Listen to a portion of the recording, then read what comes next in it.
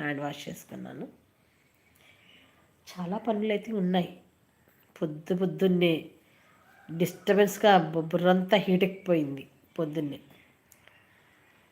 నా తెలియకడతాను ఆడవాళ్ళ పనే కాదు అని చెప్తే ఆ ఒక్క మాటతో మొత్తం చనిపోతుందండి. లోపల వచ్చే పుట్టే ఆశ, చేయాలని పని చేయాలని కోరిక, అభిమానం అన్నీ చచ్చిపోతాయి.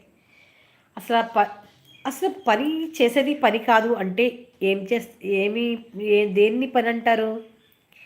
ఇప్పుడు ఈ ఆడవాళ్ళు ఉన్నాం, పొద్దున్న లేచి ఇల్లు గుమ్మాలు తుడుచుకొని ఏదో కళాపులో ముగ్గులో వేసేసుకుంటారు.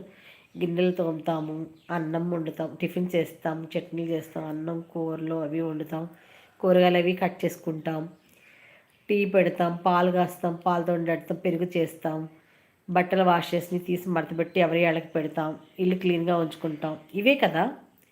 అవి కూడా పని కాదు అంటే ఏ దేన్ని పని అంటారు? నాకు అర్థం కాలేదు.